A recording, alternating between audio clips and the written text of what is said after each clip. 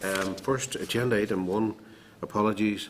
No apologies have been received unless anybody has any further apologies. No. Move then to agenda item number 2, draft minutes. A copy of the draft minutes of the meeting held on the 10th of March is at page 6. Okay. So can I have a proposal that those are a true and accurate account of that meeting? Agreed. Agenda item number 3, chairperson's business. At page 13 are details of the visit to Stuttgart. The itinerary for Stuttgart. Unless members have any comments and are content with that itinerary, as you can see there, it's a pretty packed one. So covering quite a bit of stuff. So looking forward to it. Next item is at page 14. Is draft invitation to the Workers' Memorial Day event to be held on the 27th of April. At page 3 of the table of papers is an updated invitation with details of a guest speaker confirmed for the event. So, if members are content for the updated information to be included in the overall invitation, and just to inform members that I intend speaking in my capacity as chair at the event, so if members are content to note that, okay? Right. Never heard that word used before. Repair to the Long Gallery. Is that a military term or something? But anyway. I thought it would be returned, but repair to the Long Gallery. I see the words used again there. We're repairing to the Long Gallery for refreshment. Never heard before, but that's not to say it. Next item is launch of Northern Ireland Horizon 2020 strategy. Page 17 is an invite from the Department of the launch of the new Northern Ireland Horizon 2020 strategy. This is to be held on the 31st of March 2015 from 11:30 to 1 o'clock in the European Commission offices in Belfast. And the final Horizon 2020 strategy is available from the committee office. Now, I'm going to be attending that event in my own capacity as chair on that day anyway, so if anyone else wishes to attend, just please notify the committee office. Okay? Chair, I have no difficulty with that, but I mean, do these organisations, they are aware that Stormont sits on a Tuesday? Now, I appreciate that there's a recess scenario, but you know, how many invitations do we get where people are asking us to go to events on a Monday and a Tuesday when we're actually required to be here? You know, I just think, and especially appreciate that they obviously fully aware that it is recess, but you would just make a number of times that I keep repeating that those are sitting days in Stormont, you know. The other argument, Chair, on that though is the ministers are probably in town that day, so they may be available. Aye, they're both at it. Right. Can you stick me down for that, please? Good, Gordon. Right, and of course, if anybody else wants to attend, just notify the committee offices. Next item is follow-up to correspondence from Jim Allister, MLA. Just remind members, during the Insolvency Amendment Bill committee stage, the committee considered correspondence from Jim Allister regarding a case involving an insolvency practitioner who was regulated by DETI. Just at this point in time, there seems to be a bit of clarity required from the department in relation to the particular matter. So, now, we haven't had that clarity from the department around what action was taken and a number of queries that we put at that stage. So if members are content, now that the stage of the insolvency bill has been completed, that we follow up on the matter with the department after Easter recess. Agreed then? It was included, obviously, in our discussion. Oh, aye. Yeah, very much, yeah.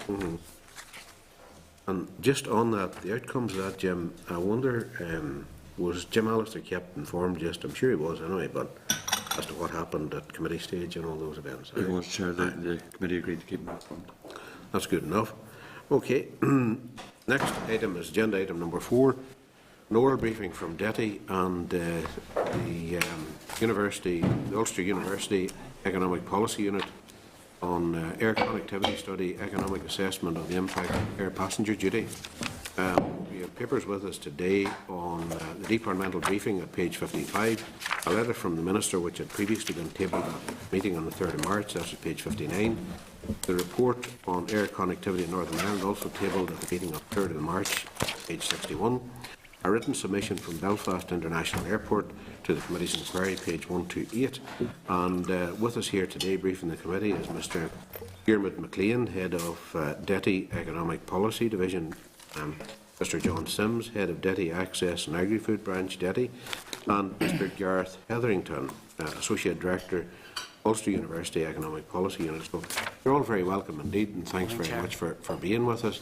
Now, you've been here before, well, some of you have been here before anyway, so you know how it operates. It's up to yourselves to make an opening statement, and then we'll move on to questions from members. So, Mr. McLean, yeah. yes. Thank you, Chair. Please continue. Good morning, and thank you for the opportunity to brief the committee on the recent report undertaken on air passenger duty. The committee will be aware that as part of its economic development role, DETI works with our airports and airlines to improve air access and connectivity. We work closely with Invest Northern Ireland and Tourism Ireland to provide support in a number of ways. Broadly speaking, in relation to the specific rules, DETI has lead responsibility for air access policy. Invest Northern Ireland develops and maintains client management arrangements with airlines and airports, and Tourism Ireland seeks to exploit marketing opportunities presented by new and existing access from markets with inbound tourism potential. Excuse me. One of the policy areas considered by the Department has been an assessment of the economic impact of changes in airfares on Northern Ireland economy, and in particular changes to air passenger duty rates. APD is a subject on which there has been a lot of discussion, Chair, but what has been missing from a Northern Ireland perspective has been an evidence-based assessment of the economic impact on the local economy. Therefore, the Department, in conjunction with the Department for Finance and Personnel, commissioned the Northern Ireland Centre for Economic Policy within the University of Ulster to carry out this study. I am accompanied today by Gareth Hetherington from NICEP, who can address any detailed or technical questions the committee may have in relation to the report itself. The report is comprehensive and detailed, and it might be useful if I provide the committee with a high-level summary of the findings and conclusions. Yeah. The central conclusion from the report is that when the cost to the public finances in Northern Ireland is taken into consideration, APD is not considered to be a strong economic development tool. The report identifies that full abolition of APD would be unlikely to deliver a positive net benefit to the local economy. And while there would potentially be a small positive economic impact resulting from a reduction in the rate of APD, this depends on the cost to the public finances, which has a degree of uncertainty. Chair, it is important to be clear that any reduction in APD in Northern Ireland alone would have to be paid from Northern Ireland public finances. The cost that Treasury would impose on the Northern Ireland bloc would be subject to negotiation and therefore has a degree of uncertainty. The research has shown that if the cost imposed was in line with the current HMRC estimates, then the economic benefits would be negative. The rationale for seeking the devolution and reduction of APD depends on the objective. As an economic development tool, while a 50% reduction is shown to have a small net economic benefit, there are other economic development tools, such as corporation tax, that may deliver greater economic benefits. As a lever to grow tourism sector, reducing APD is a very blunt intervention, and one of the biggest impacts on any reduction would be to increase outbound tourism. The NICEP report shows that under both the 50% reduction and abolition scenarios, the net economic impact on the tourism sector is negative, as the increase in outbound tourism is much larger than the additional inbound visitors. As an air route development tool, the report suggests that more targeted interventions, such as a locally focused air route development fund, may be more effective. A reduction in APD has a very high level of deadweight, as the reduction must by necessity be applied to all passengers, not just the additional passengers. In addition, any reduction in APD would have to be applied to all destinations, while a route development fund could be targeted at business destinations and routes with inbound tourism potential. Chair, until last year, EU rules effectively prohibited the use of air route development funds. However, the Commission has now changed the state aid rules to permit the use of route development funds, albeit within strict criteria. The Department of Transport in London has been engaging the Commission to develop and obtain approval for a UK regional air connectivity fund. The Here in Northern Ireland, the Department has encouraged our airports to make bids to that fund. Chair, we will of course be monitoring the workings of the fund in the context of any potential support that can be accrued to our local airports. In parallel to this, our Minister has asked officials to consider the potential for a Northern Ireland-specific air route development fund, with the focus of such a fund being on supporting routes with business and inbound tourism potential. Chair, John, Gareth and myself would be happy to try to answer any questions that you or the committee may have in relation to this report on APD. Thanks very much for that. I read through it last night. Now, just picking up on your last point there, that fund that you're referring to, could you give me a wee bit more, expand a wee bit more on the fund, and then on the thinking of the Minister for a specific fund for the North here? Presumably it would come out of the block grant too. And what, in other words, the fund, what's its size compared to, and I see there's a price tag potentially of 55 million on the APD. It's referred to here in some evidence that we've received from the international airport people. So how would one square with the other? In other words, what's the level of investment that you're talking about from this fund, as opposed to how much potentially you're saying it could cost, which some people are challenging, could cost in terms of APD to the block grant? Chair, at this stage, I say we are just merely looking at the options alongside the process that's been taken forward at a national level with the UK Air Route Development Fund. But previously there had been a local air route development fund back in 2002, and the funding at that time provided through that fund was £4 million. At this stage, if there was to be any fund in Northern Ireland, it would be subject to the Minister making a bid for funding from the block grant. So we would have to look at the size of that fund, but bearing in mind that we would still have to comply with EU rules on funding. So the maximum support that could be provided would be up to 50% of published airport charges. That's what I was coming to. What's that money used for? Say 4 million or whatever it may be, that growth fund. John has maybe closer knowledge of the previous fund. Yes, Chairman. The focus of our Irish Development Fund would be targeted on those areas where we're not served. So the difference in cost, APD is applied across all of the 2,000-mile band. So whether you're flying or not, or those people that fly anyway will get the reduction. In our Development Fund, we would focus it on those markets where we're not served and those cities where we're not served. So it would be, for example, Germany, Scandinavia, if you've got Milan, Brussels, Madrid. It would be a focused intervention. As Dermot says, it would be inbound tourism and business potential. And the EU rules apply. It's 50% of landing charges, so effectively it is operating aid. You can provide operating aid to help the route perform in the first 3 years, after which it must be sustainable.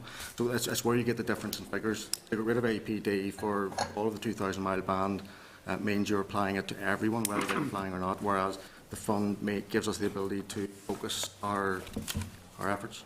So it's another subsidy. Although Europe doesn't like to hear of subsidy, I know that, but it is a subsidy for... It's permitted in this case. The European Union, whenever we did the previous route development fund, there was no state aid rules that applied to route funds. The European Union then clamped down on that, and basically nobody could do a route fund. What they have now considered is, they consider it's important that Europe is connected, so they have permitted the use of route development funds again. But in doing that, they've brought in quite strict criteria. Yes. But you can provide operating aid to airports and airlines. Now, in terms of Northern Ireland, there's a caveat. It applies to 3 million passengers and below, which means Belfast City Airport and City of Derry Airport. If we do a fund, they could apply and deviate. If Belfast International falls in the 3 to 5 million passenger category, and those routes would be supported in exceptional circumstances. But one of the things we're looking at is, we think Northern Ireland has an exceptional circumstance. We're an island off mainland Europe. We can't access HS2, we can't access the European land-based route network. So one of our arguments for the Commission will be all our airports must be included in this: Belfast International, Belfast City and City of Derry. Chair, could I also add, I mean, at the moment, the Department of Transport in London, while introducing their connectivity fund, has a parallel process to seek EU clearance for that fund. So if we were to consider a local air route development fund in Northern Ireland, likewise, in developing that fund, we would have to apply and seek EU clearance for the application of such a fund. Okay. Now, this might be sort of thinking a wee bit outside the box in this, and we've heard all the arguments about APD. Has somebody somewhere taken a strategic decision to say, actually, they're coming in through Dublin anyway, let them carry the can for that and let them attract the visitors in, and our main challenge is get them from wherever they come into Dublin, get them to come on up the road. It wouldn't cost us 55 million, and it would cost us a lot less than 55 million if we put more of our efforts into promoting our tourism produce and all that type of stuff. Could that be a factor? Because for many people who are living, say, in parts of County Down and parts of Armagh, places like that, it's just as handy to go down the road to Dublin for their flights. And there is a concern as well that you have expressed that APD, all it would do is encourage more people to fly out of the north rather than encourage them in. So has that been a factor? Yeah. Well, I was going to say, Chair, I mean, obviously, local air access is important to economic development, and that has been recognised by our Minister. Connectivity from Northern Ireland to both national hubs and international locations is important for business, and there has been previous work that has shown that those direct connections are helpful both in attracting direct for FDI type activities, but also in relation to inbound tourism, that there's a greater conversion rate in getting inbound tourism where there's a direct connection into Northern Ireland than through Dublin. But that doesn't mean to say that we don't recognise that there is significant traffic of tourists into Northern Ireland, and Tourism Ireland and the Northern Ireland Tourist Board will continue to work to try to ensure that we attract as many of those people into Northern Ireland. The other thing is that from a freight perspective, there's £1 billion worth of goods go out of Northern Ireland in air freight every year through Belfast International Airport, and that air freight connectivity is important for businesses in Northern Ireland. Yes. Just on that then, and we'll move over to other members. You mentioned Belfast International Airport there. Has there been any use made of flights more recently, you know, through that support, that extension support fund that you mentioned there, for flights from back and forward to Belfast International Airport? There has been support provided through Tourism Ireland for marketing activities for a number of routes, the most recent of So which. what I mean is that, excuse me, that fund that you were talking about that exists already, The air connectivity. Air Connectivity Fund. Chair, we've encouraged the local airports to apply to that. The closing date was the end of March. Department for Transport is going to publish the list of routes from Northern Ireland at the end of March. Yeah. So at this stage, the applications are in. We have not been made aware yet as to which routes were successful in any bids that were made to the Department of Transport. Sorry, sorry about that. Forgot to switch that thing off. Did you say earlier there that Belfast wasn't eligible for it? No. Sorry, but Belfast is eligible. There's two categories. There's 3 million passengers and below, which are considered to be the smallest airports. And if you do a fund, for example, if this was Northern Ireland Fund, we could approve the route and provide the finance. For airports of 3 to 5 million passengers, the route has to be approved by the European Union. And is Belfast, is it 3 to 5 million? Yes. It has about 4 million passengers at the moment. Sorry, can you talk me through that again, please? The route has to be approved. You've got to go to the European Commission to get exceptional circumstances approved. And one of the issues that we're looking at the minute is we consider that Northern Ireland has exceptional circumstances because of our geographical location and the challenges that we have. If I can just add to something that Dermot said about Dublin. Dublin's important in that it can provide routes that we can't sustain from here, and it provides access. But as Dermot says, direct access is always preferable. And one of the issues and one of the potentials for Dublin is, you know, if there's leakage to Dublin of people from here using Dublin Airport, those are people on routes, for example, if they're flying to Germany or Scandinavia, where it shows, that demonstrates to airlines that there is potential for here. Okay. And again, the route fund would look to, that's part of the case making that we would. Right, thank you. Now, you say that you're at the point of making the case, or you say that Belfast International should be treated as exceptional. Now, I'm coming to the next stage. What's been done about making the case to have it treated as exceptional? Maybe it's not for you, maybe for the department.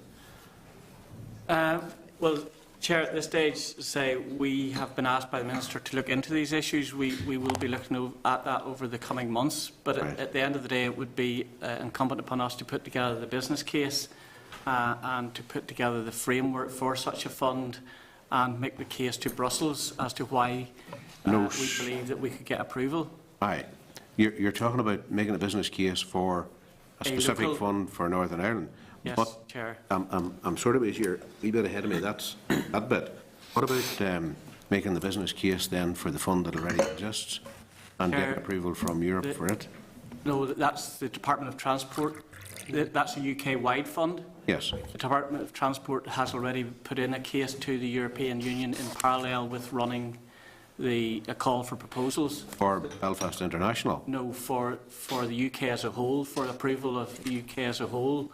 Right. It So, would be sorry, for Belfast International to, as part of bidding to that fund, to make the case for why it should be treated as a special case I'm in sort relation of to any trying to proposals it tie comes this forward. down. What has been done then between the department and Belfast International to make sure that's being dealt with in that way?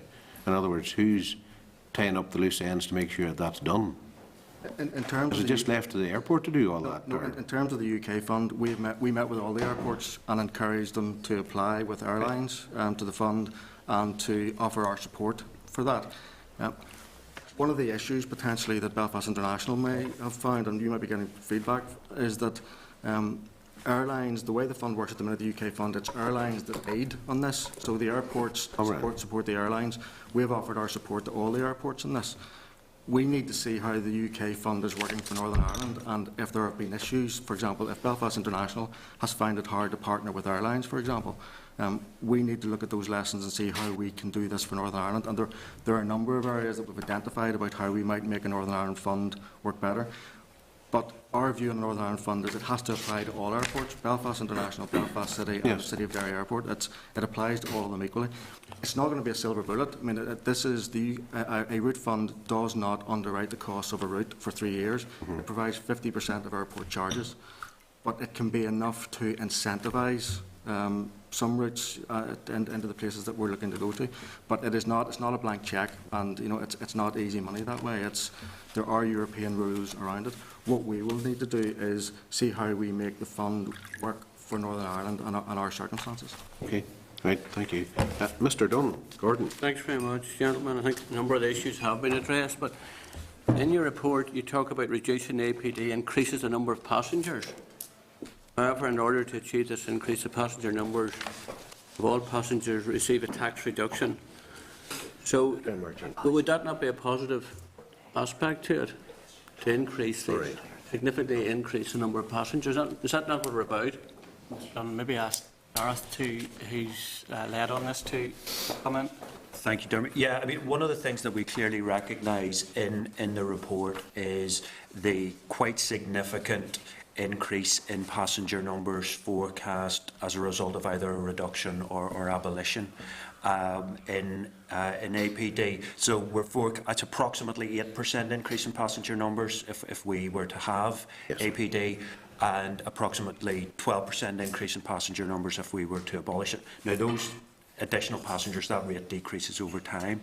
But the point that we were making there is that in order to generate that additional 8% of traffic, you need to give everybody a reduction in tax. So it's the people who would be making the flight or making the journey anyway, they would also benefit from a reduction in tax. And so therefore that brings into question the additionality argument, where you're giving a tax break to a significant number of people and you're not actually going to change their behaviour, they're going to do what they do anyway. So is it right to give approximately 90% of people a tax break to generate a change in behaviour with just 8 to 12% of people? And so that's the point that we were making there. You reckon it would be in the those figures of 8 to 12%, the increase, that's the measure you have on it, yeah? That's, I mean, we worked with York Aviation in making passenger forecasts and the impact that a change in airfares would have, and that's the estimate that was identified. Okay, and you came to the conclusion then that the economic benefits would be negative? If it was to be reduced to 50%, then based on the baseline assumptions, the economic benefits would show would be marginally positive, but it would only be marginally positive.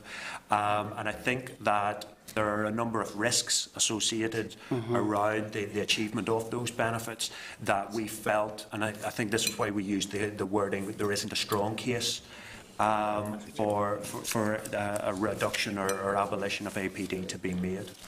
So in some instances, to answer your question, in some instances there might be a very marginal net benefit, but in other instances then it would be a negative benefit. Yeah. Leading on from what the chairman has said, I think he made the point well. You know, we are competing here with Dublin. You know, the new road system obviously is a major factor. Has opened up accessibility to Dublin for practically everybody in Northern Ireland, and people are using that. So our other two airports are obviously need to be trying to look at incentives that they can add. So you're convinced that this is not an economic option, even in relation to that. You know, Dublin is obviously in the ability to increase their capacity even further. To me, you know, the city airport is highly successful. Wants to increase its numbers, wants to extend its runway, and yet the international airport's, what, 30-40 minutes away, and is underutilised. So there are major issues there that need to be addressed. You don't see this as being part of it? No, I mean certainly from the analysis, it's clear. I understand the airport and airlines position. They're the clear beneficiaries in terms of growing passenger numbers and obviously revenues. In terms of and the issue, well, the two main issues is one that in order to generate that additional traffic, that has a significant impact in terms of the block grant, but also from an airport perspective, they're only interested in growing passenger numbers. From a wider economic impact, we have to look at where those passengers are from. So are they local people flying out, or are we attracting foreigners in? That's one important dimension. And the other important dimension is to help grow business traffic to business destinations. And what we found was that business passengers tend not to be that price sensitive. So a business person will make the journey, and APD will have little impact on the decision to make that journey. But from a tourism perspective, it's more, the cost is more of an issue, understandably. But again, a lower price attracted people out of was more attractive to local people to fly out of Northern Ireland than foreigners to fly in. If I could maybe just add to that, Mr. Dunn, if you look at the destination from the information that we've had in relation to Dublin Airport, the majority of the flights that people are taking out of Dublin Airport are to destinations that aren't currently served from any of the airports in Northern Ireland, as opposed to going there to go on a route that is already served from Northern Ireland. I suppose it would be part of it. Just generally, and you may not know the answer, landing charges, are they part of what the competition is all about in these airports? Is that one of the major factors in trying to, to compete and be competitive one against the other? Is that a major player in it? So in terms of our analysis, we haven't looked at the landing charges or the competitiveness between airports in Northern Ireland or Dublin. Would that be your understanding? If I can just add to that, it's a complex area because landing charges are applied at all airports, and when an airport looks to attract an airline, it could well discount landing charges in year 1, 50% in year 2. They all do the same thing to try and get airlines in, and airports are limited in what they can do from that perspective. But Dublin's a capital city. It's a European capital city. It has a different economy than we have. Different, there's population catchment, but then there's GDP figures. There's a whole lot of different reasons why Dublin is more successful than Northern Ireland. But to come back to the leakage point of view, there are opportunities there that we need to try and grasp. For example, Canada is one where there used to be the flights from Northern Ireland to Canada. Now the airlines are ensconced in Dublin. The challenge is to get those airlines, or even one airline, to operate a flight from Northern Ireland. So there are the opportunities there, but it's not just about landing charges. There's a whole raft of things, and this ultimately comes down to choice. You know, people will choose to fly from an airport for a number of different reasons. It can be where the airline flies to, it can be car parking, it can be a whole raft of things. I think, Chair, as well, sorry, just to add to the point that was made, and Mr Sims had said as well, yes, charges is an issue, and that's why an air route development fund would be important. But I think the most important thing from an airline when making a decision about maintaining or establishing a route is demand. And the attractiveness of Dublin relative to, say, Belfast is the very high levels of demand that are seen for passenger traffic in Dublin or in the Republic of Ireland. So I'd say demand is more important in terms of ensuring the long-term sustainability. Okay, gentlemen, thanks very much. Thanks, Chair. I'm too slow, Muller. Margie. Patsy. Thank you, gentlemen. Sorry to miss the start of your presentation. And we read the 100-page report with interest, 104 pages. But I thought the conclusion wasn't bold enough. And would I be right in saying that the suggestion of having a specific air route incentive programme or development fund, that really that'll only be tinkering around the edges, that we are seeing the CEO of the Belfast International Airport, Graham Keaty, the CEO of the Belfast West Airport, Brian Ambrose, the chair of NITB, Howard Hastings, the CEO of Tourism Ireland, Niall Gibbons, all saying that air passenger duty is a brake on tourism. And I think we can see that Dublin is doing magnificently well. The airport is doing magnificently well. Do you think that if you do have this specific air route development fund, it will lead to a step change in the numbers coming in? No, it won't be a step change, and it'll be focused on those destinations where we can make it stick. Germany, Scandinavia, as I mentioned before, Brussels, Milan, Madrid. We're already served in certain parts of Europe. We're well served in outbound holiday destinations, and that's not what this would be about at all. This would be a focused intervention, and likewise, it's not going to underwrite the costs of an air route for 3 years completely. It'll be part of the cost.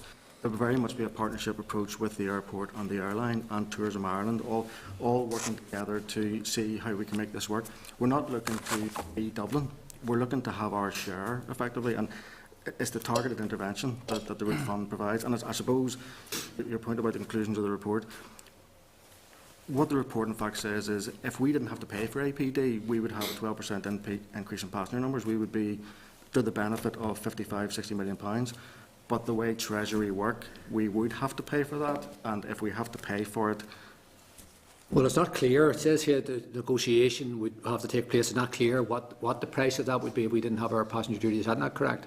The reason for that, Chair, is that the way that the estimate from HMRC, the last estimate from HMRC on APD from Northern Ireland was in the region of 75 to 78 million, whereas this report, which was had a clear focus on actual figures from Northern Ireland, estimated at 55 million. Yeah, therefore, there's a slight difference between what Treasury may estimate through their generalised approach. I suppose my broader point is it's not clear that that whole cost would fall on us. At the moment, if the executive sought the devolution of APD powers, when it came to the waiving of the international charges, that is borne by the Northern Ireland executive. So. But it's still not clear. If these powers are transferred, it's still not clear at all that would fall on us, despite what happened with the long-haul flights. Well, that would be a subject to negotiation okay. with Treasury. Yeah.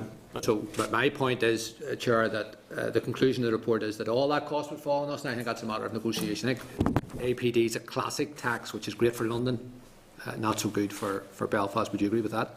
Well, Chair, I think the Minister and the Minister for Finance have both made the point that they believe that the APD is an unfair tax, and I think they have made that point to their counterparts in Whitehall. So I suppose, Chair, what I'm saying is we need the transfer of the power, and then we need to work out how to implement it. Is it correct, Howard Hastings, the Chair of NITB, says that when Dublin abolished APD, that they put 1 million extra passengers onto their numbers coming in 1 year? That's what Ryanair committed to the Irish government to do. If the Irish government got rid of APD, they said they would bring in a million passengers. A million passengers. They would have a million sort of extra seats. And what you believe in the media, was there agreement between the Irish government or not? But we don't know. But certainly Ryanair have made that plain. If I can maybe just clarify on the Treasury numbers, the 55 million in this report is a Northern Ireland accurate reflection of what APD would cost us. Treasury, whenever they say 78 million, it would be getting them down from that. If I can use the direct long haul as an example, whenever we devolved direct long haul, Treasury initially came back with a cost for Northern Ireland which just did not make sense, because we only had one route at that stage, which was Belfast, New York. There was only a certain proportion of the plane that travel business. What Treasury were saying is, on average, here's the UK profile, so it would cost you £5 million. And there had to be robust engagement between DFP and Treasury to say, but that just doesn't make sense from a Northern Ireland point of view. So the tax take for Northern Ireland, I understand, is now about £2 million, but Treasury will come at this in terms of, whenever they say 78 million, there's much more premium traffic in the UK, there's much more business travel. They will start from the basis of, well, this is the UK average, this is what should apply to Northern Ireland. The engagement would then be getting Treasury to come down in the numbers. I was just, Chair, just to finish off, I think we're going to rehearse that. I do think it's a matter of negotiation, but the problem for me is I think that our development programmes are just tinkering at the edges. That if we focus on business, but what about tourism? Because if there is a flight which comes not from Frankfurt, not the financial capital, but it comes from Berlin, that'll be good for tourism. And tourism, of course, is key, that we double the contribution of tourism to our economic development. So I do feel that this isn't going to make the difference we need. I disagree with the figures in this. It says that Graham Keady, the CEO of Belfast International Airport, says for every million extra passengers he'll create 1,000 jobs. This report downplays that. It cuts that number down, I think, significantly. But I think that we should learn from Dublin. We are asking our airports to compete with one hand tied behind their back, and the sooner the power is transferred, and then the power is transferred, and then we decide how it's used, the better. But look, thanks for coming in. It's a very useful discussion. Thank you, Chair. Was there any, just picking up on Martine's point there, was there any evaluation done when he was looking ahead to the potentials that might arise from reduction in corporation tax, development of the economy, and indeed even was there an option looked at about the devolution of APD and how that might be used as a tool, even though it's just there, used a potential tool for supporting the growth of the economy? Was it taken in the context of the overall plan, if there is a plan on corporation tax? Chair, I don't think at the time. No, in terms of the growth in passenger forecast is based on current trends, right? Okay, and the increase that you would expect to see with a reduction in price that would have been seen in the past, as opposed to what would happen if there was a number of other policy measures introduced that may or may not increase business traffic. But you made the point earlier, didn't you, that for the business traveller, the APD isn't really concerned to be that big an issue? Correct. On what do you base that? So, in terms of the analysis that has been done around the sensitivity of different types of passengers to a change in price, so and there's a lot of research has been done to make that determination. So, leisure travellers are much more price sensitive than business travellers, and there's detailed modelling has been done to be able to quantify that. Okay, right, thank you, Mr. Agnew. Stephen. Thank you, Chair. Thank you for the information so far.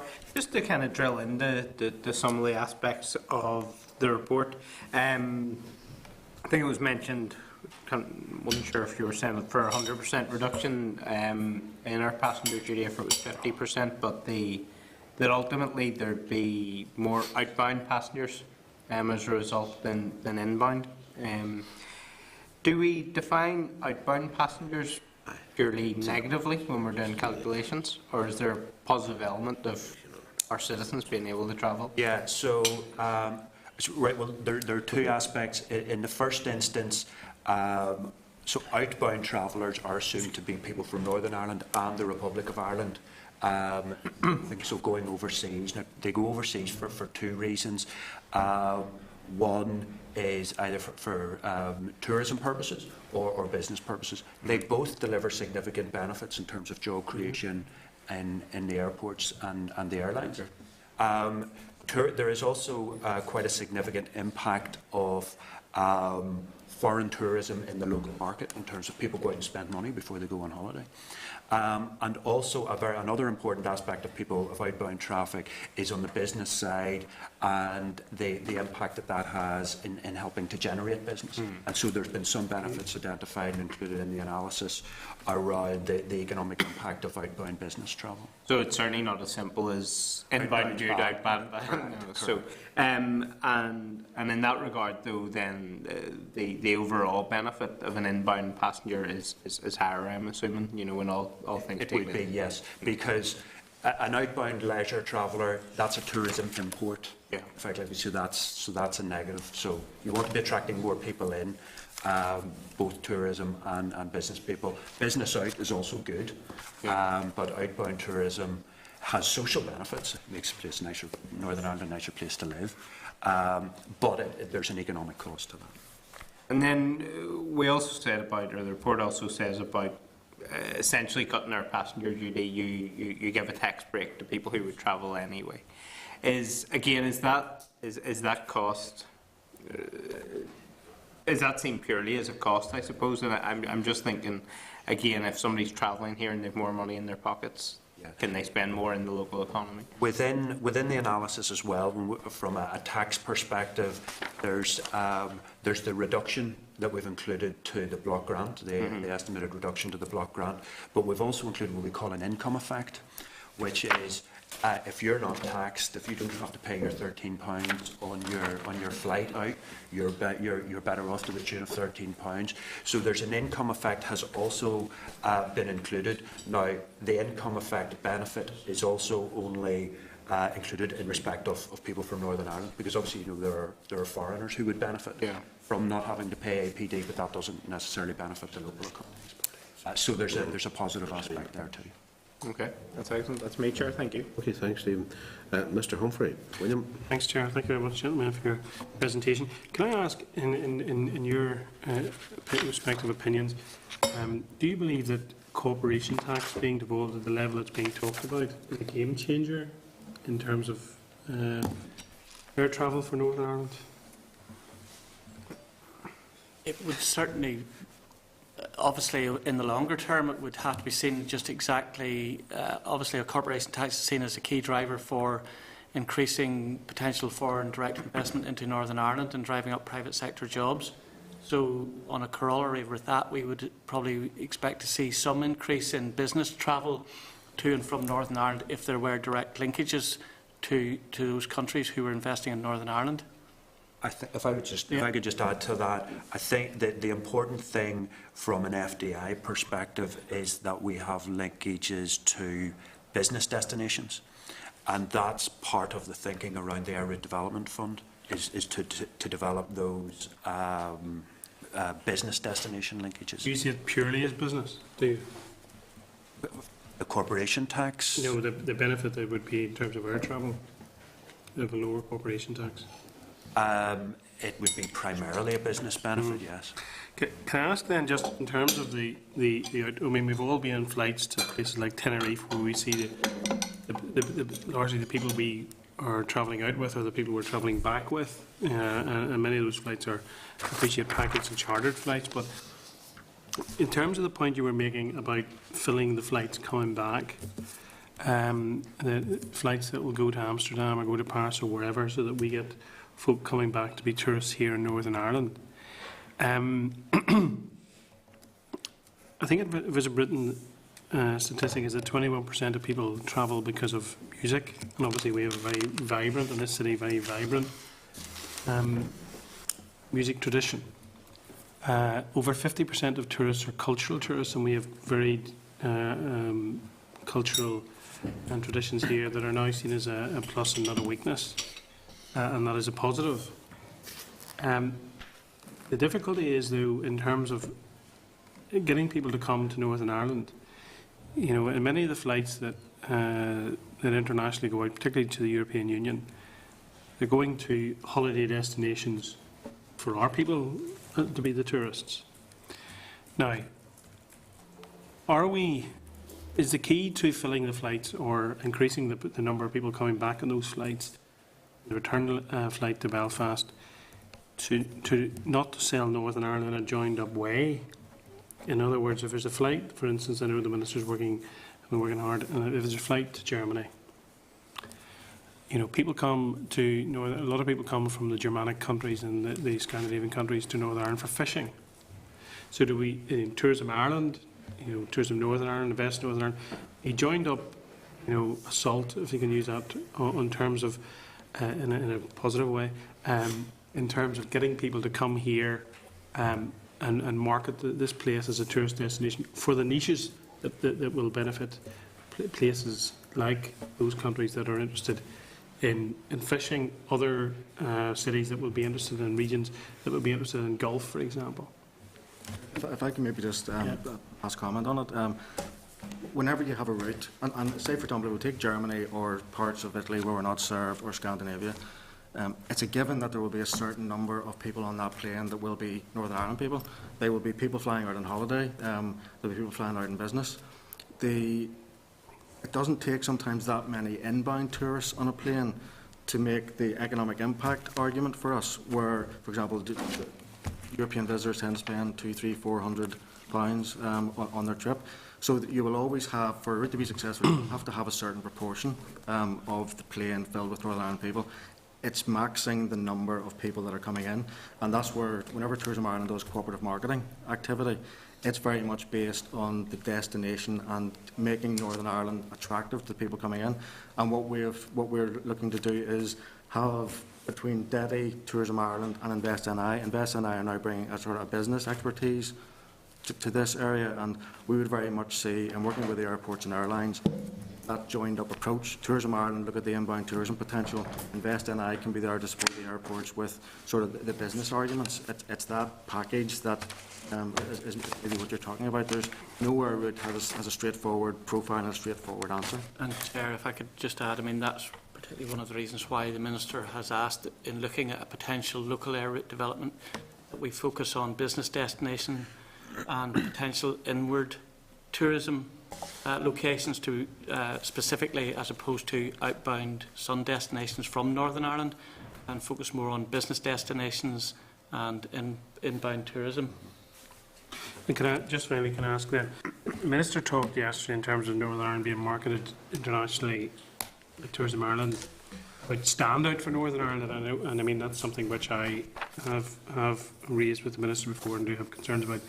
Do you think there's a sufficiency of standout for Northern Ireland when it's being marketed internationally, for as a distinct place for people to travel to in terms of airports and holiday, and in terms of a destination? I suppose, I mean, part of my previous job was tourism policy, and I'll just comment on the last couple of years. We have world-class product. You've got the Giant's Causeway, Titanic. The Belfast is a buzzing city. Sort of Londonderry is a buzzing city. Fermanagh Lakelands. We have the whole signature project approach that the Tourist Board has sort of come to fruition. Maybe your point is about how we now sell that, and from the airline point of view, and from working with airports, that's where it'll be. There's Tourism Ireland that does marketing in general. Working with airports and airlines, it'll be very much on the areas that we will be looking to access. So if it's Germany, what part of Germany are we going to? It'll be looking at what will those German visitors tend to do. Is it fishing when they come here? Is it the Fermanagh Lakelands? It is targeting your audience effectively. Yes, and I think that's the question. I appreciate, I don't mean to be rude and cut across you, but I appreciate the pluses there are in terms of the city and other aspects. But in terms of the package that is Northern Ireland, but are we selling, my point is, are we selling it internationally and have that stand out, make it a unique place for people to holiday? Chair. I think the Minister is continuing to press Tourism Ireland to ensure that Northern Ireland is marketed internationally as a unique destination, and will continue to press Tourism Ireland and overseas markets to ensure that there is that visibility for the Northern Ireland product in markets that we are particularly interested in. Which suggests there isn't. Thanks, Chair. Okay, thanks very much. Mr. McKinney then, Fergal. Thank you very much, Chair, and apologies for being late. So if I ask anything that you've already answered, just tell me. Can I just ask, obviously the European rules changed the context after 2007, but how much money was invested up to that point, and how successful was the use of intervention up to that point, and how was it measured? Are you referring to the previous air route development? Yeah. I think, John, I think it was £4 million was invested in that, and there were 9 routes. There was an evaluation carried out at the end of that. Effectively, there were 9 routes. When the funding stopped, it sort of coincided with the economic recession, and a number of the routes fell by the wayside. But you could also argue that happened across the European Union, effectively. At that stage, Dublin fell from 24 million passengers down to about 18 million passengers. I suppose the key lesson, the Area Development Fund, it provided an incentive at the time. I think we had one destination in Northern Europe at that stage, it was Amsterdam, and the Area Development Fund incentivised, and it brought Northern Ireland to the attention of airlines. But I suppose that But have we any measurements for how successful that was? Sorry, through the Chair, I mean, there was a report completed at that time that did indicate that through the previous investment that was made in 1 million passengers were flown on funded routes, with 29,000 new visitors to Northern Ireland at that time.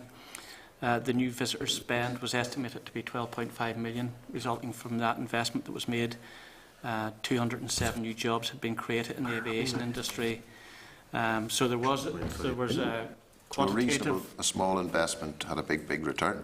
There was a reasonable return on that investment. But one of the key lessons from the evaluation was that there perhaps could have been a better focus on inbound tourism and business routes, which is what we're looking to consider now. And one of the other lessons that we'd want to learn would be trying to ensure that the sustainability of those routes once the funding ended, because there are rules as to how long you can provide that funding for. But just to be, are you saying therefore that the investment was largely on the tourism side, on the other routes?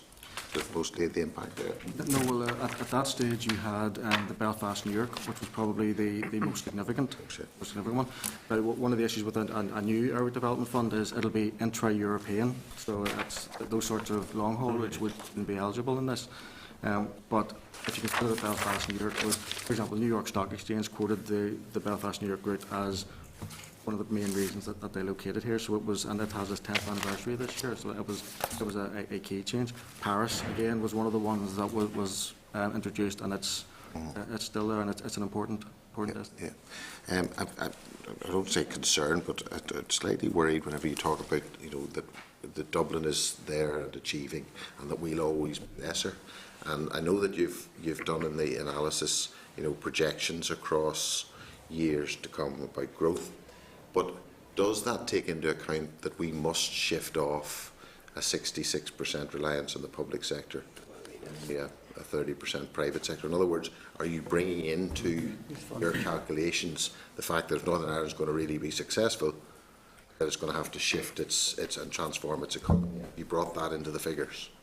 In terms of the passenger forecasts, they're based on general trends around as exist, based on a status quo, in a baseline scenario. So in terms of, I suppose it's the corollary of a point that was made before, if there was an upside in terms of corporation tax, for example, and the additional traffic that may come about as a result of a reduction in corporation tax, or if there's a reduction in traffic as a result of more severe austerity, those economic scenarios up or down haven't been included. It's more a baseline general trend growth in economic passenger forecasts. I suppose, if I could just say, sorry, Chair, one of the main reasons for that is because Any changes in economic activity tend to be, so the 2008 financial crisis would have had a reduction, but within a few years you will get back. This is looking at this is a decision for the long term, so we want to look at a long-term analysis. Yes, but if things are going to change here, then we will have to have some rapid change in how our economies function. If things are going to change, if there's going to be any ambition, or if we're going to be in the low place, then we're always going to be in the low place. But if we're going to have any ambition, it's got to change. So therefore, is your report not flawed in that context? It is taking a line which is from a baseline, assuming all other things to be equal, and only doing this. Whereas, in fact, if we're going to succeed, we need to be doing this. I think, well, in terms of the way the report is structured, is it looks at the difference in between. So the actual baseline number isn't essential. It's the difference that a change in APD would have. So if if the baseline is out by 1 million passengers, it's as long as the difference between the baseline and the impact that a change in APD would have, as long as that difference is correct, and we believe that that's correct, that's more important. I mean, I accept your argument or your point around the need to be aspirational for the Northern Ireland economy, but whether business or whether the overall increase in traffic is marginally higher or marginally lower. The point about this analysis is to look at the impact and the change that APD would have. Yeah. And that could be more static. Yeah, but the point I'm coming from is if we want to change and radically change, Yes. then, and you just concentrate the difference and the effect that that will have. Yes. Surely shouldn't we be looking at it a different way, which is saying how could that be a driver to that change?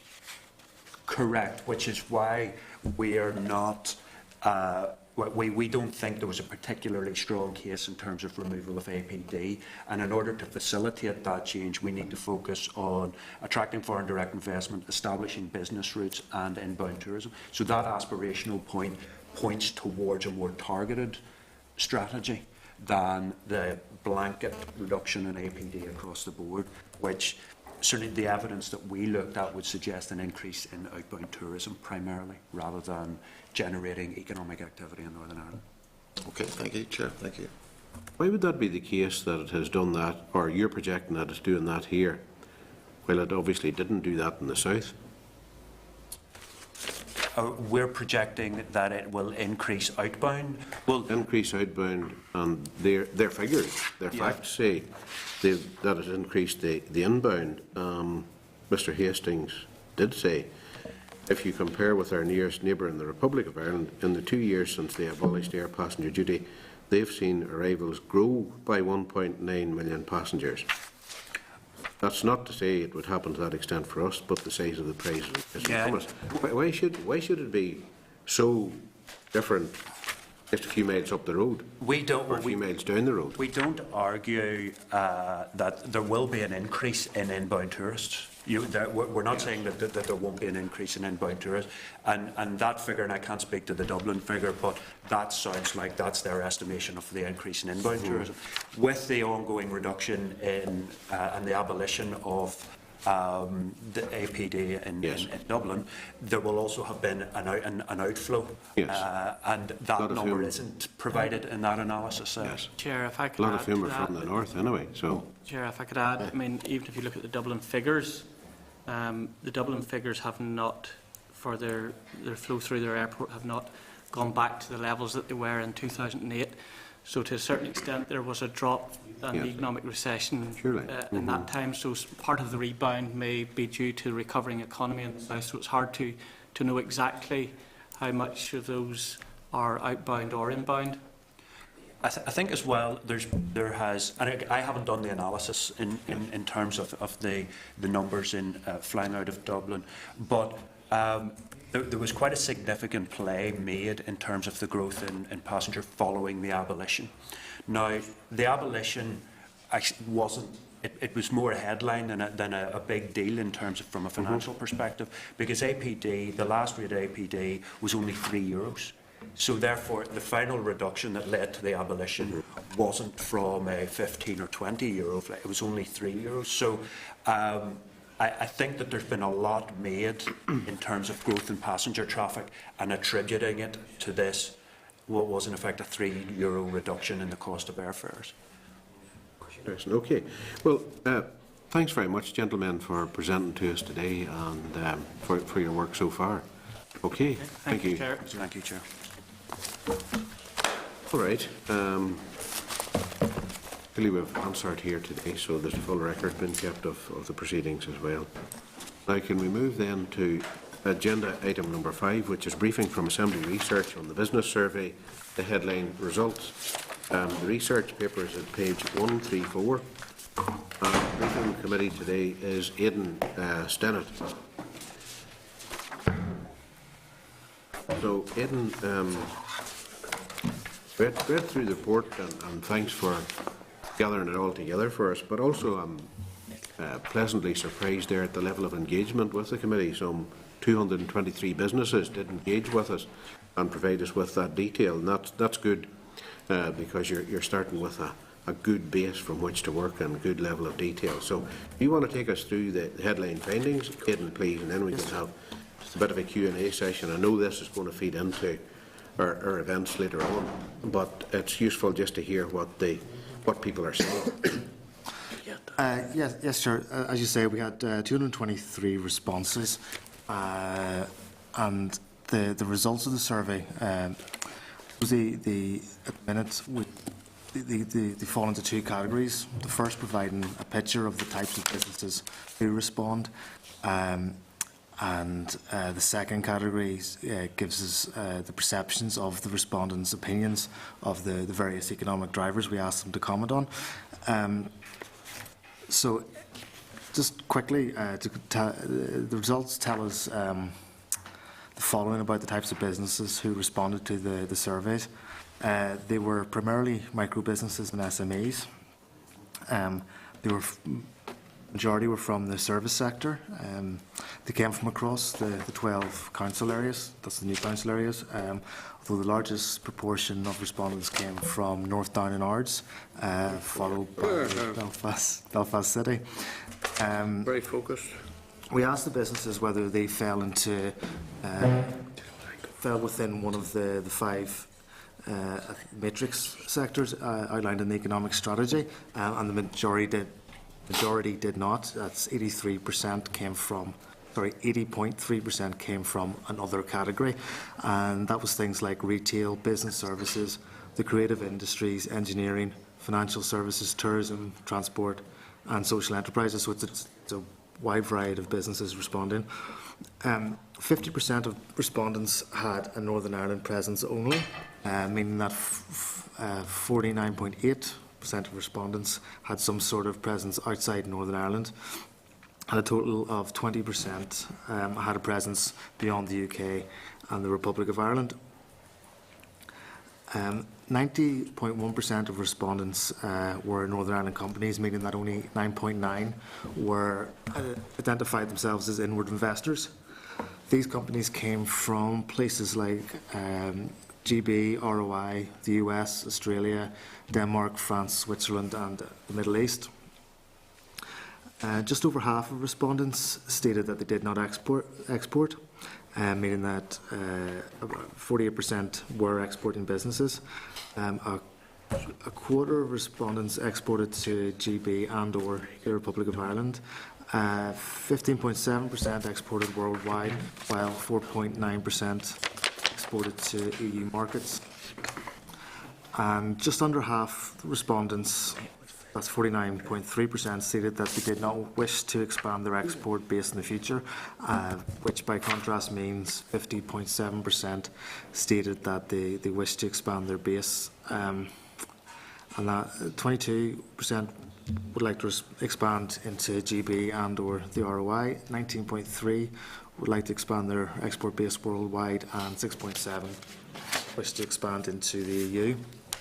So if we go forward to section 10 of the paper, this is where we ask respondents to start to rate different variables according to how, in the first instance, they felt improvement in each of these factors would impact their business growth. So if you look at figures 9 and 10, They give you the overall results for this, and there's more detailed results in Annex 1. But the factors that 40% or more of respondents stated would have a high impact on their business growth were government financial support, access to markets, access to finance, energy costs, government practical support, skills and education, the regional political climate, labour costs and business regulation. So we then asked businesses to rate these same factors according to how well they believe they were provided for in Northern Ireland currently. These are presented in figures 11 and 12, and again more detailed results are in the annexes. We used a 4-point scale, and factors identified as having a poor provision by 40% or more of respondents were the political regional climate, energy costs, government financial support, government practical support, and road and rail networks. So in the final piece of analysis, we looked at the proportion of respondents who identified factors as both as having both a high impact on their business growth prospects and a poor provision. So this is set out in section 12, and the 5 factors that had the highest proportion of respondents identified as both high impact and poorly provided for were the political regional climate, which was identified by 28.2% of respondents, energy costs, which 27.4% of respondents said were high impact and poorly provided, government financial support, which was 26.9%, access to finance, which was 23.6%, and government practical support, which was at 21.5%. So that's all headline results there. I'm happy to take any questions. Just. Okay, thanks very much. Aidan, I was looking at, in terms of the drill down there earlier that you mentioned of the types of businesses that they are, and among the other, what were those again? You mentioned some of them's retail, some of them... I've since looked at it and categorised them a bit more, so I can give you firmer results going forward. But there was businesses such as retail businesses, business services, the creative industries, engineering, financial services, tourism industries, transports industries, and social enterprises. All right.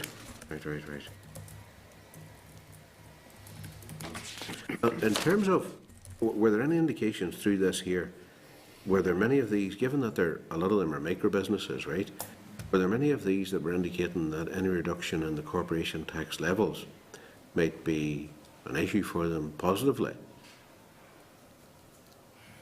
Maybe didn't indicate that. We did ask businesses to make any other comments in the end as part of the last question.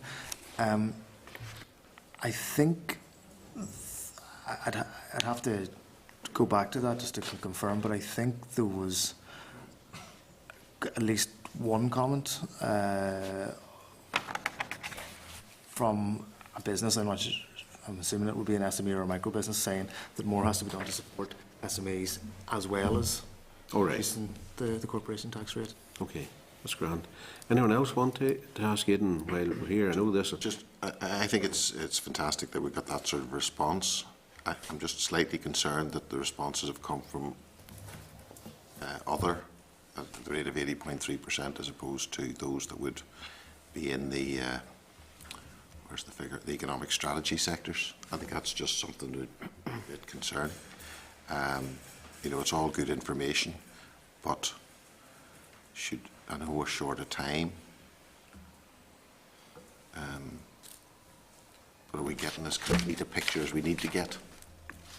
It would be more, I think it would be worth finding out, first of all, what proportion those sectors actually make up of business in Northern Ireland.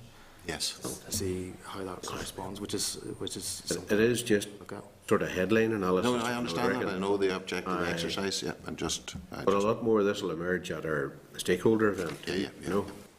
where we'll be doing a bit Thank more you, of the drill down. So, Aidan, again, thanks very much indeed for that. It's, but again, couldn't emphasise it. It's great to see that level of engagement with the committee from outside these, because it's often the sort of thing that people complain most about. So that's a pretty representative figure there of the issues out there.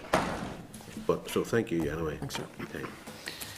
All right. Can we move then to the next item, which is agenda item number?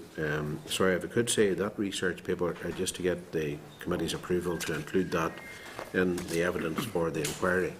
Okay, agreed then. Move to the Assembly research paper. That's IDA Ireland Regional Targets and Policy Measures. The research paper. This is at 151, page 151. Now, again, I think maybe the author isn't about the place at the minute, but it certainly did raise a number of issues, and if we can include it, the research paper and the evidence for the inquiry. But just reading through it last night, on page 3 of the research paper, it did say that despite the fact of having targets for regional development, in other words, outside Dublin and Cork, that quite a bit of it hadn't been delivered yet. Not a lot, but still, IDA Ireland hasn't delivered on its stated regional objectives. There's been some improvement both in jobs and investment from 2011. So, I'm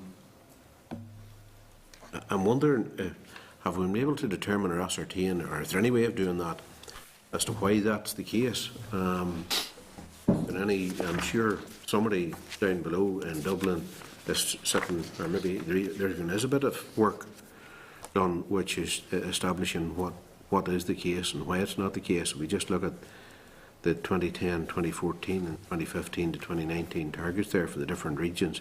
You can see just there's a fair wee bit of ground to be made up. So, and Chair, it does make the argument for ensuring that whatever we do here, we try and make it balanced regional development, because the people of Donegal, Cavan or Leitrim will be saying we didn't get the benefit. That's right. So, and yet that existed there as a tool to attract investment.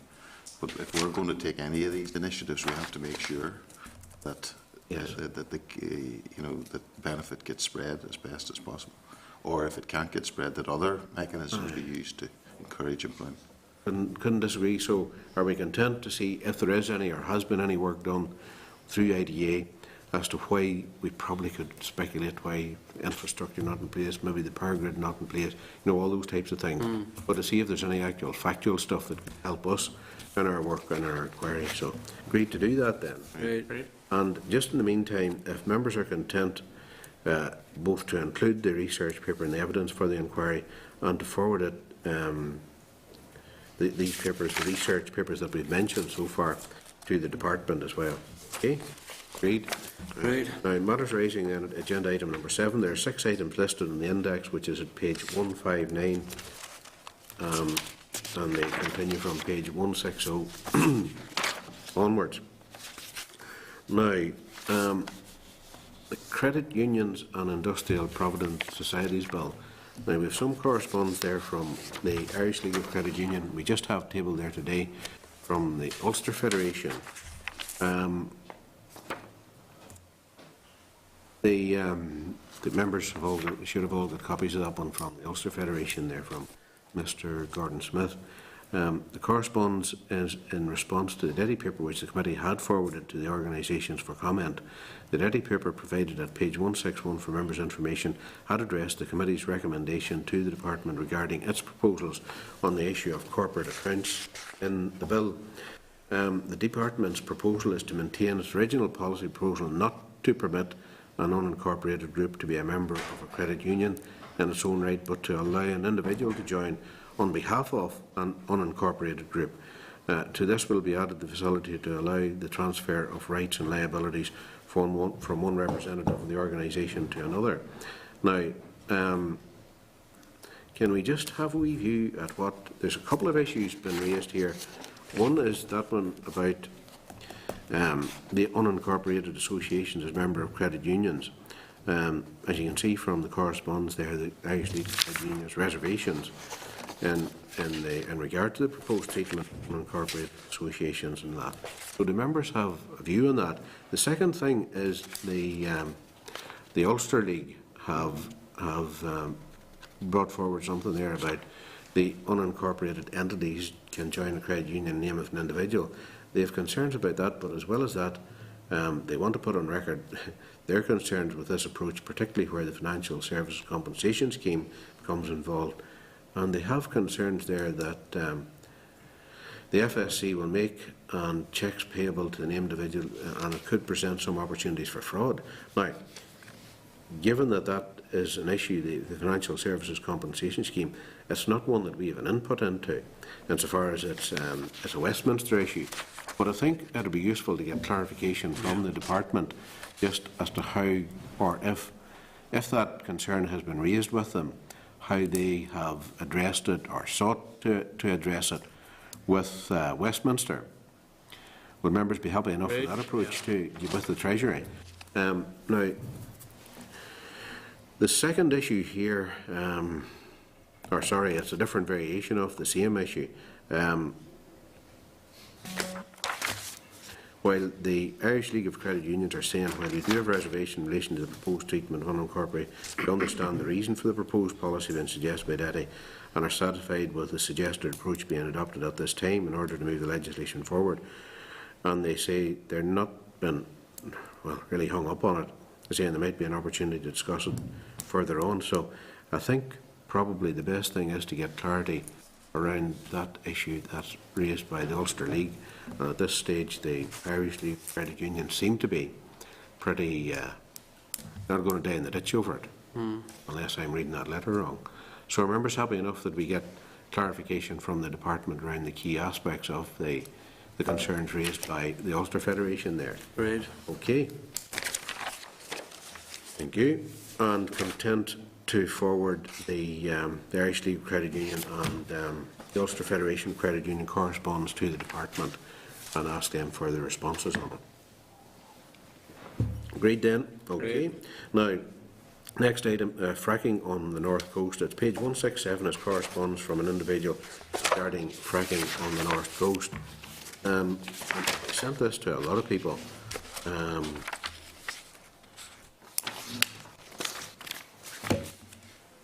And he's raised issues there about fracking. Well, some of it's relatively emotional, but some of it's relatively well informed.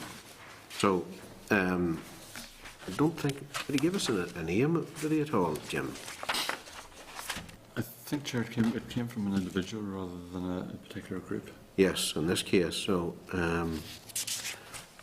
Danny Kinahan, it came through him, Chair, didn't it? Aye. It did indeed. Danny's not here at the moment. Unless we want to hold it to Danny comes in case he wants to talk to it further. Yeah, or we can just forward it on to the Minister to ask her to respond. Yes, but I see there's some stuff in the middle of that there, Paul. It's around environmental issues too. We might have to share it with both committees. Yes. No, my... Well, tell you what, the best way to deal with it is if we can forward it over to the department for response and forward it to the Environment Committee for response. And if Danny has anything further that he wishes to add to it, whenever he's at the next committee meeting, we can get that from him as well, in case the person has been speaking to him. Okay, agreed then? Agreed. Right. Now, are members content then with the actions on the remaining items on the index? Agreed? Okay. Next item is Ministerial Subgroup and Regional Opportunities. Tabled today as a response from OFM, DFM to the committee's request for an update on the work of the Ministerial Subgroup and Regional Opportunities. Probably not unrelated to the stuff we were talking about regional development by IDA earlier. So, members content to note at this stage, yes? Agreed? Committee Specialist Advisor. Now, tabled today is a briefing note from the Committee Specialist Advisor on the impact of UK exit from the EU on the Northern Ireland economy. This is at page 7 of members' tabled papers. So, and I have to compliment Mr. Budd on his work on this. It's definitely a very, very well researched and very well drawn up report, and it's well worth anybody reading this one. He has definitely done his work on this, and I have to compliment him on it.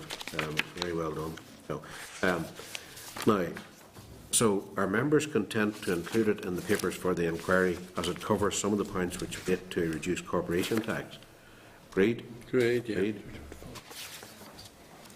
And Jim's suggestion here, it might be an idea to forward it along to the department as well. Yes. Agreed? Agreed.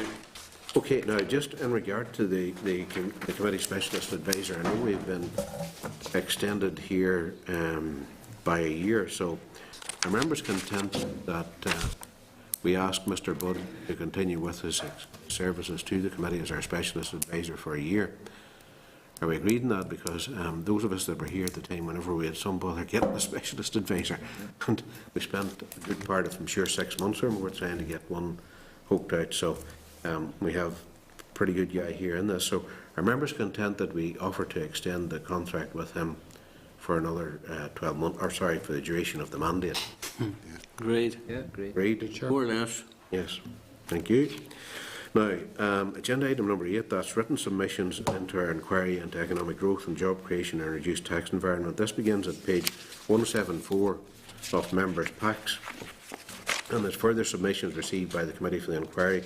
They include a campaign for the economic regeneration of the former Vistian site, Confederation of British Industry, Daily UK, Enterprise NI, Federation of Small Businesses, Fermanagh and Omagh District Council, Lisburn and Castlereagh City Council, Mid-Ulster District Council, Newrymorn and Down District Council, Road Haulage Association Limited, Ulster University, and a supplementary response from the IOD, Northern Ireland.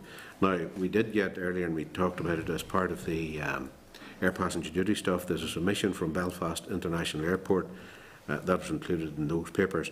So, if we're content to include all those submissions in the evidence taken for inquiry, agreed? Great.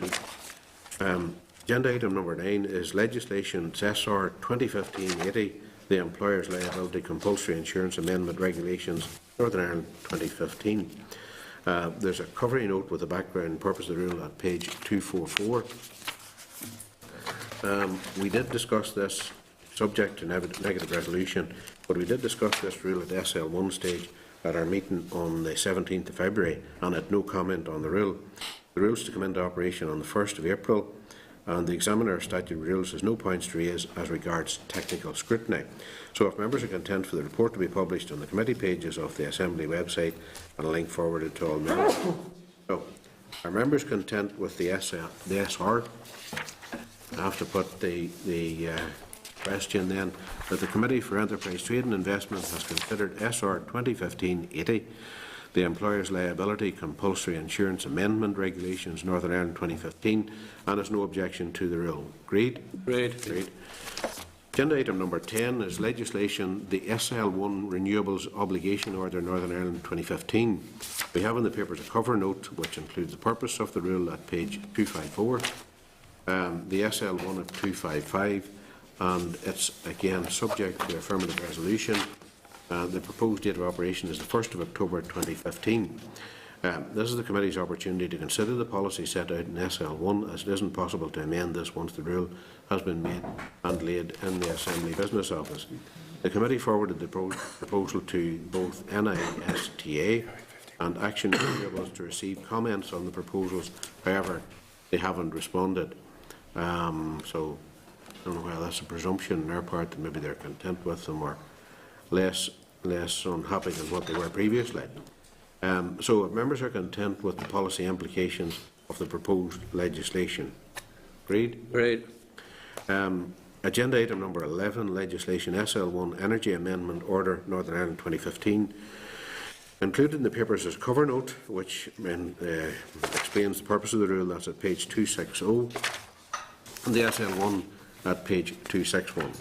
It's subject to affirmative resolution. Date of operation is May 2015, and it's the committee's opportunity to consider the policy as laid out in the SL1, as we can't amend it once the rule has been made and laid in the Assembly Business Office.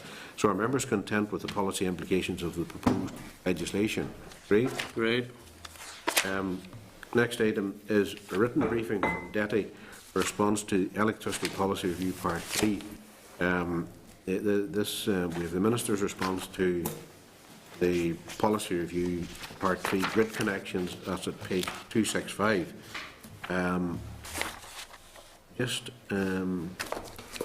Unless members have any comments now, are we content to consider the matter again when the department briefs the committee on the 28th of April? I think rather than open it up now to have to open it up again, you know? One thing I would say, Chair, is that the Strategic Energy Framework has been reviewed this year. We're already 3 months in, so it'll be interesting to see the timescale for that.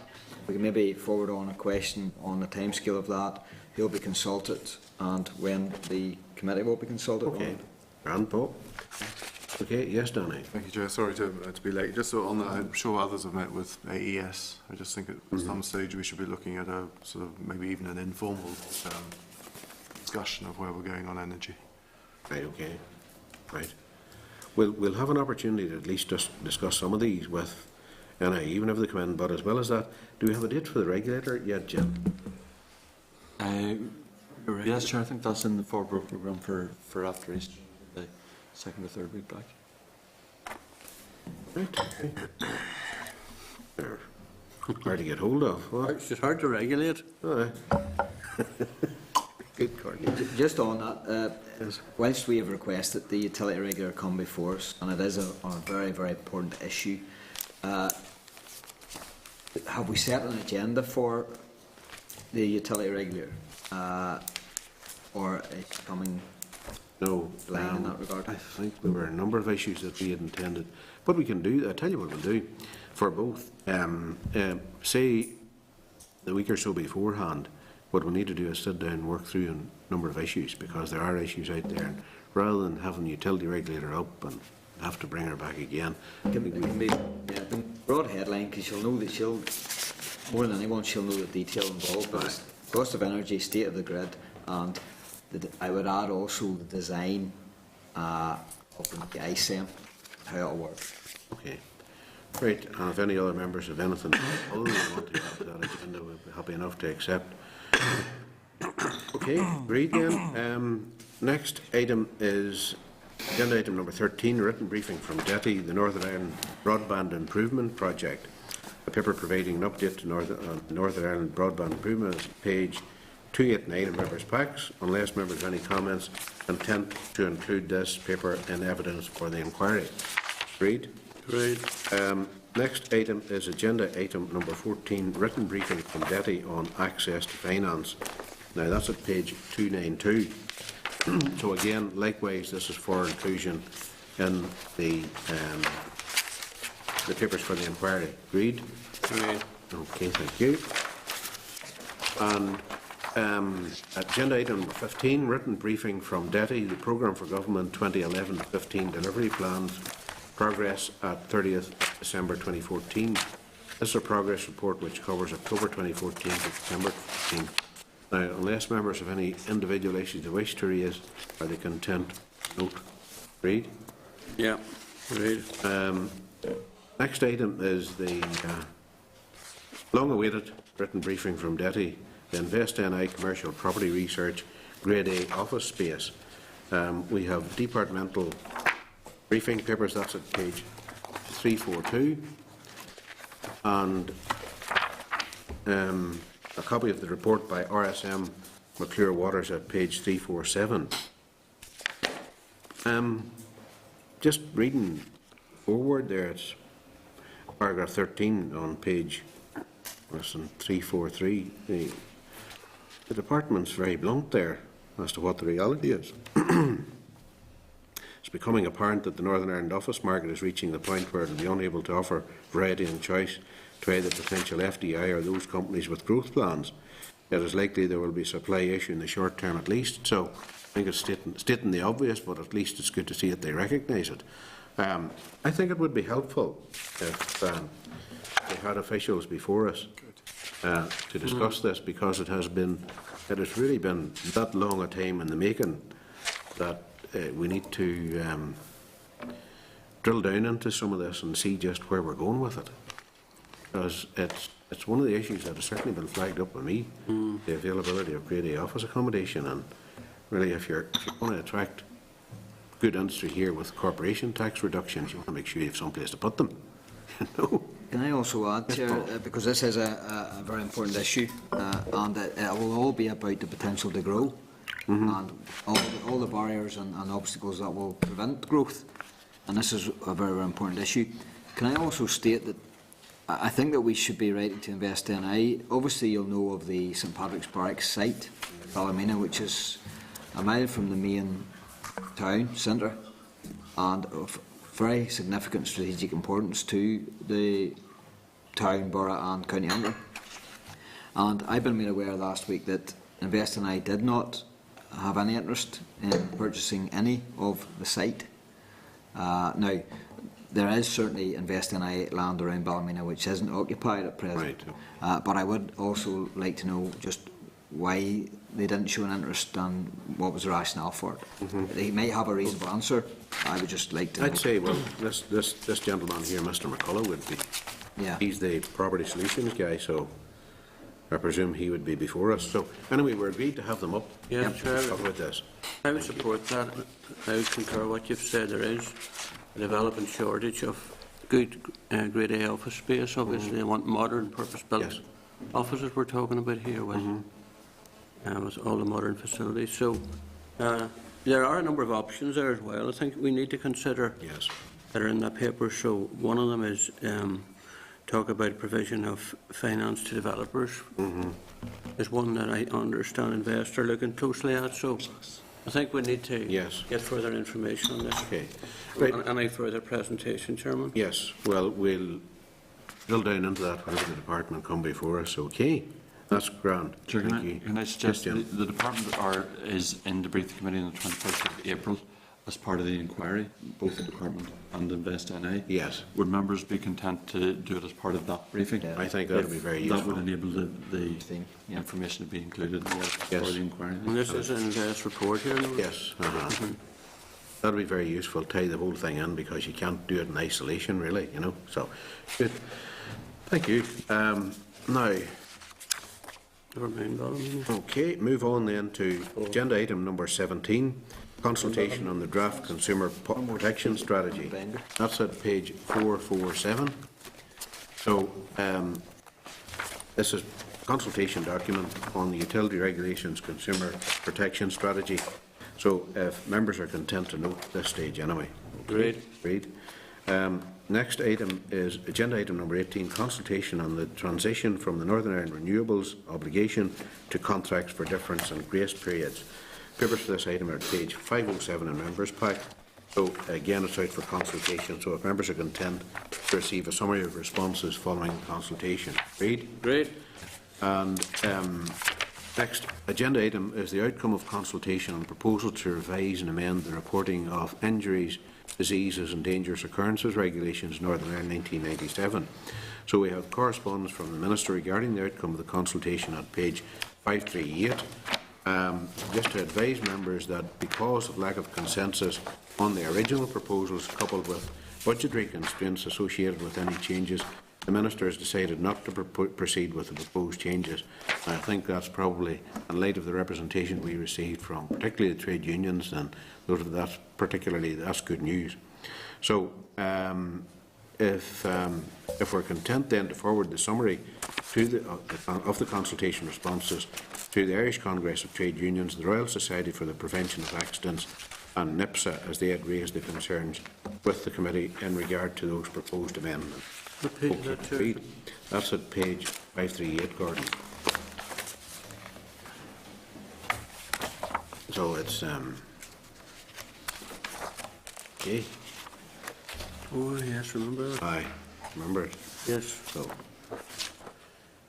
okay, agreed then. Yeah. Next item is agenda item number 20, impact of bank closures. Including the papers for this item is the Consumer Council proposal for the roundtable event, which we've discussed here before. That's at page 547, and the NI Affairs Committee report at page 555. Now, are members content then with the proposed outline by the Consumer Council for the stakeholder event? Agreed. I think they put a lot of work into it here. So no, great. I think we would commend them on that work, sir. Looking forward to that. Okay. When is that? That's on what date is it? Sometime in May, Chair. Aye, so we find a way yet. Aren't sure the exact date. We haven't got the exact Are date. they hosting it then? Are they? Well, it's Consumer Council are driving it. Well, It's a joint event between joint this event committee between and- ourselves and the Finance and Personnel Right, grand. Committee, you see. Round. Aye, you're just, Okay, thank you. okay. So, agenda item number 21, EU matters, that's at page 600. Okay. And I would like to compliment those members of staff that are drawing this up, because it is really, it's proven, particularly Shauna there, it's proven very helpful and very useful. She's drawn down a lot of stuff it's been a void in what's happening around the committees here. But if I could, there's one area there that the Welsh EU funding ambassadors, this is to promote and maximise opportunities presented by EU funding programmes 2014 to 20. Given us some detail about who they are, but I think it would be very helpful if we found out what they're doing, you know. So can we maybe get a bit of work done around that? We could possibly learn from them. Okay, agreed? Agreed. Thank you. Chair, can I just make reference Yes, to the Fergal. fact that TTIP, the NHS will not be included in that. And The what? has caused the NHS will not be included or not be affected by the TTIP proposals. All right. Which is Okay. Great. Good enough then, thank you. Then we move on to correspondence. That's from page 607 onwards. 5 items of correspondence listed there. At page 606, the 2021 Commonwealth Youth Games. At page 608, there's a correspondence from Northern Ireland Commonwealth Games Council regarding a bid to host the Commonwealth Youth Games in 2021. So we can agree to note it or support it or whatever. If required, the saying here, the lad who's promoting it here would be delighted to provide a briefing to the committee outlining their ideas and potential benefits. I think we should take him up on that, you know. So if members are happy enough then that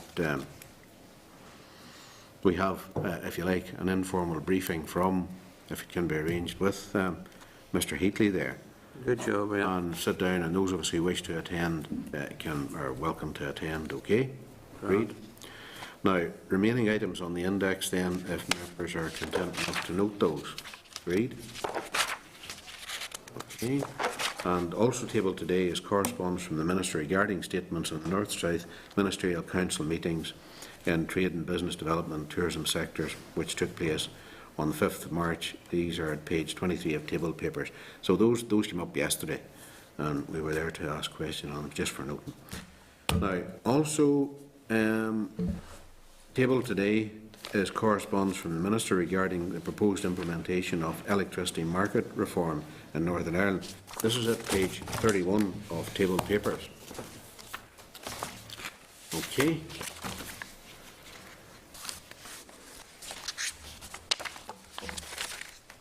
Just in that, the Minister makes reference to 2 documents. One is a DEC call for evidence, which is available from the committee office. The second is a DETI strategic issues paper, which the Minister will issue next week. The paper raised a number of important issues in relation to the proposed changes from the NIRO to an FIT. It seems that Northern Ireland would have to compete with GB for projects, and these would be allocated on a cost basis with no guaranteed renewable deployment for Northern Ireland. It would also impact on the ability to meet the single energy framework target as well.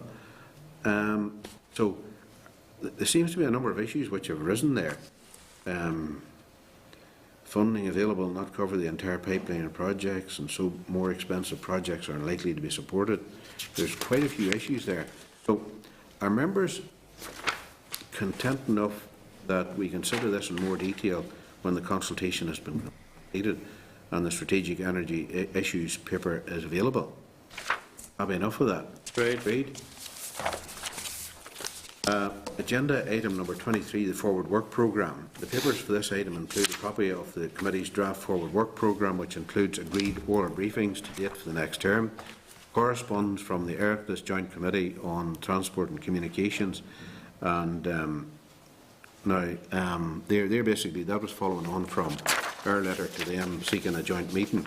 So I would like to get members' views on it. We can either, they're suggesting either go to Dublin or they come up here, what do members want? What do members feel like doing?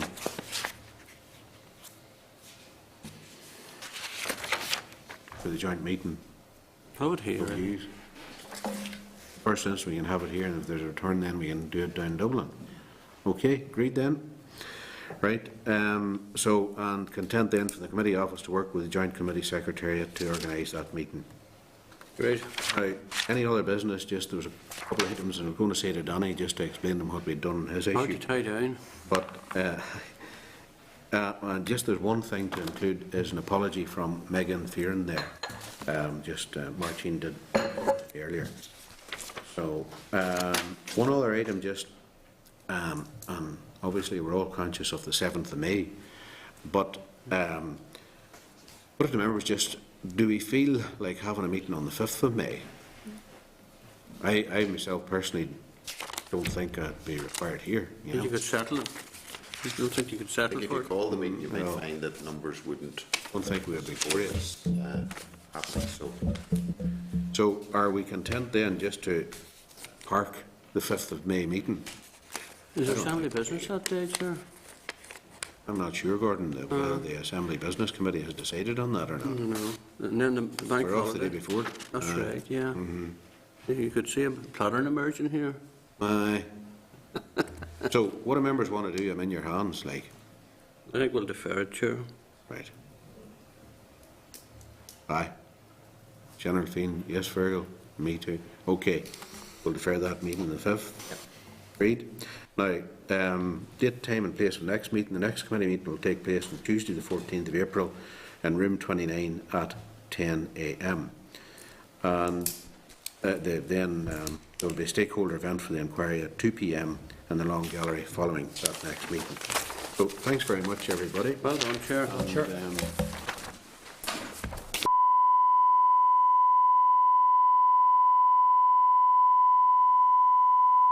This